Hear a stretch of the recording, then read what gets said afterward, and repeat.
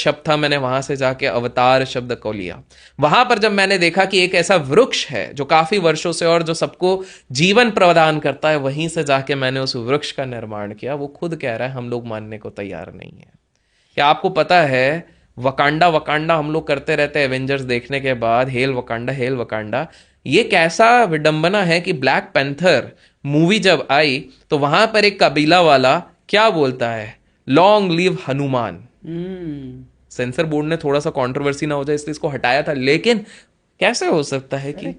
तो विदेशी लोग भी कहीं ना कहीं, ये कैसा है, विल स्मिथ जो इतना बड़ा एक्टर है वो खुद कहता है मैं कहां से चीजें सीख रहा हूं, महाभारत से सीख रहा हूं, मैं भगवत गीता से सीख रहा हूं। जब उनसे सदगुरु मिलने जाते हैं तो वो सबसे पहली बार महाभारत के बारे में उनसे वार्तालाप करते हैं, तो इससे ज्यादा हैरानी वाली बात कौन सी हो सकती है। करेक्ट। या विल स्मिथ कह रहा है। तो आप मोटा मोटी देखोगे तो भाई साहब ये सारे के सारे लोग जितने भी हैं ये कहीं ना कहीं कंप्लीटली जानते हैं, बिलीव करते हैं कि इस तरह की चीजें होती हैं। इवन अगर हम बात करें नीम करोली बाबा की, तो वो भी वैसे ही हुआ ना, है इंडिया में, लेकिन हमें उनकी वैल्यू नहीं पता थी पर जब बाहर तक वालों ने वो एग्जैक्टली लोग exactly, नहीं आए। जब तक रामदास ने उनके बारे में ज्यादा प्रचलित नहीं करी तब तक हम मानने को तैयार नहीं है। तो कहा जाता है वो भी हनुमान के ही अवतार थे। हाँ, कुछ लोग कहते हैं कि वो हनुमान जी के अवतार थे और कुछ लोग कहते हैं वो उनके दास थे। लेकिन जो उस समय पे उनके साथ रहे, अब तो पूर्वज हो गए काफी लोग, लेकिन उनका ये कहना है कि वो साक्षात हनुमान जी थे। वो आंख बंद करके अगर बोलते थे वर्षा हो जाएगी तो वर्षा हो जाती थी।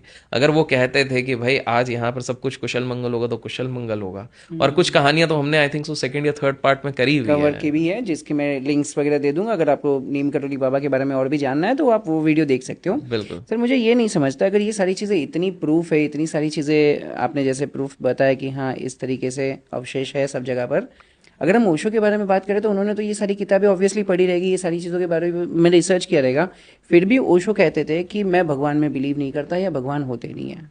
ऐसा क्यों? देखिए, ओशो को समझना खुद itself is a very tricky part. एक आम इंसान तो ओशो को समझ भी नहीं पाए। लेकिन मैं आपको बताता हूँ, ओशो अपनी एक बात एक समय पे कहते थे, दूसरे समय पे वो खुद ही उसको काटते थे। एक जगह पर ओशो ही वो पहले व्यक्ति थे जो विज्ञान भैरव तंत्र को वापस रिवाइव करके पूरे लोगों के बीच में लेके आए। उसको बुक ऑफ सीक्रेट्स के नाम से उनने काफ़ी ज़्यादा कि ये मेडिटेशन की ये टोटल टेक्निक्स है जो शिवजी ने पार्वती जी को बताए थे। आप जान के हैरान हो जाओगे, ओशो ने ही श्री कृष्ण के बारे में इतना प्यारा प्यारा लिखा, उनके पूरे वॉल्यूम से उस पे कृष्ण जी के अष्टवक्र गीता जो उन्होंने लिखा हुआ है वो भी इतना प्यारा, अगर कोई सुनेगा तो उसका दिमाग पूरा हिल जाएगा।